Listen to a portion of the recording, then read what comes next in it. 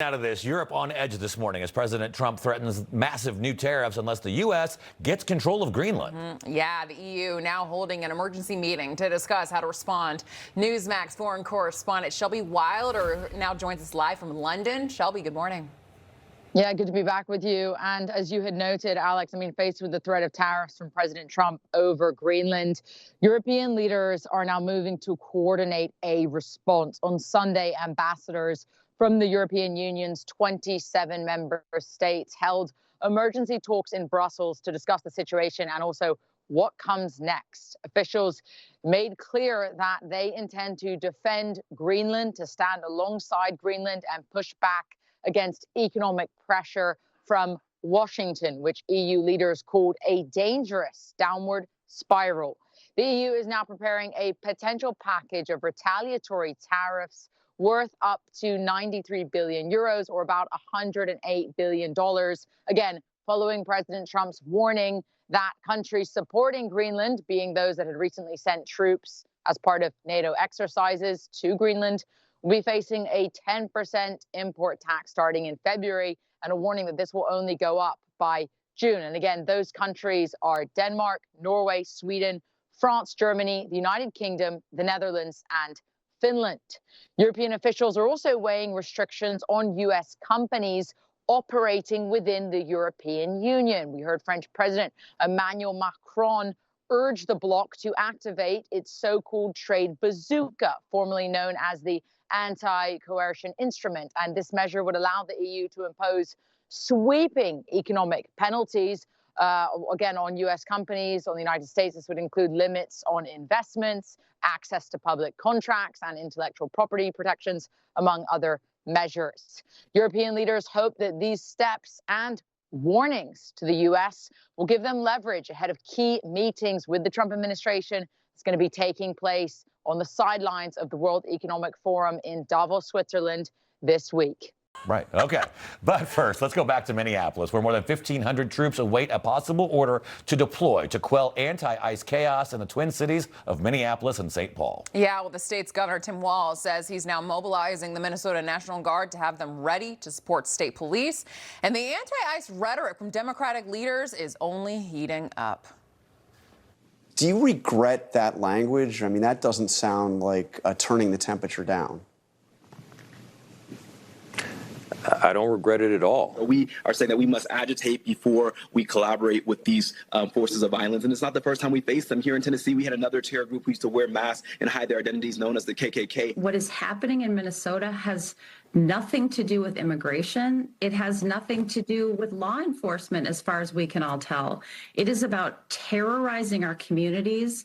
It is about racial profiling. It is about trying to escalate the situation. No, I'm pretty sure it's about immigration. That's basically exactly what it's about. A little bit about immigration. All right, all of this unfolding while an anti-ICE mob stormed into a Minnesota church with worshipers in the middle of a Sunday service. Right there in the middle of it, disgraced former CNN anchor Don Lemon, well, he may be part of it. Take a look.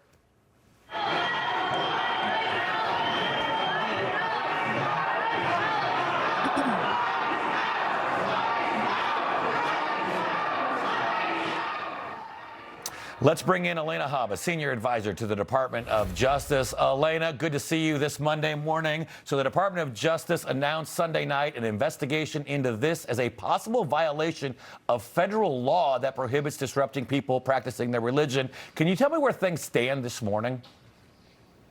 Sure. The Department of Justice always will, and this Department of Justice under Pam Bondi will most certainly enforce the FACE Act, which is a long-standing federal law that prohibits any type of threat or obstruction that would interfere with somebody going to something like religious worship, reproductive health services, things of that nature, and it carries criminal penalties. What we saw here was a disgrace.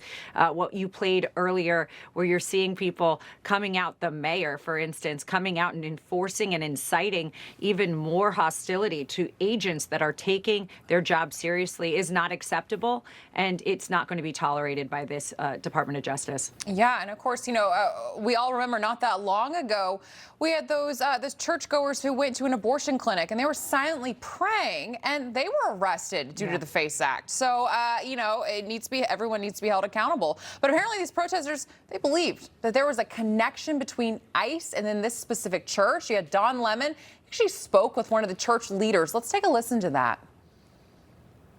It's shameful to interrupt a public gathering of Christians in worship. But there were folks who will say, I have to take care of my flock. okay, but listen, we live in there's a constitution in the First Amendment to freedom of speech and freedom to assemble and protest. We're here to worship. We're here to worship Jesus, because that's the hope of these cities. That's the hope of the world, is Jesus Christ. Yeah, again, churches they're private property, number one. And, Don Lemon says they had the First Amendment on their side.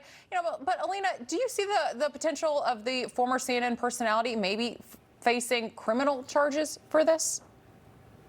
I think your key word there was former CNN personality, and that's because he was canceled, and now he's so desperate that he will violate federal crimes in order to be relevant. There is a difference between First Amendment rights and going into a church where people are worshiping and disrupting and intimidating them because you think somebody who works there happens to be a volunteer for ICE. You're not allowed to do that. That's why laws exist, and we will go after anybody who violates federal laws. We will also look into who's funding this, who's organizing these people, who is coming out against federal law enforcement who are doing their job, which is, let's just remember, keeping us safe.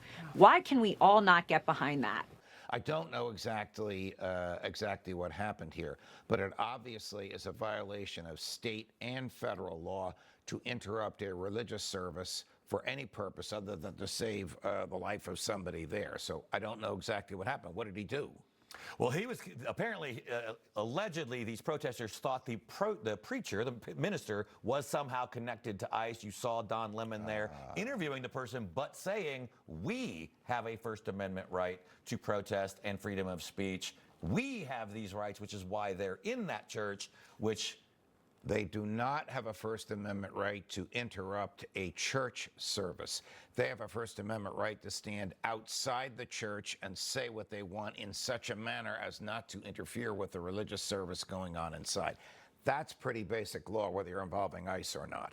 It's going to be very interesting to see how this one plays out. Plus, you also have a former so-called journalist, so he could have First Amendment freedom of press rights. We'll be seeing. Interesting to see how this comes out.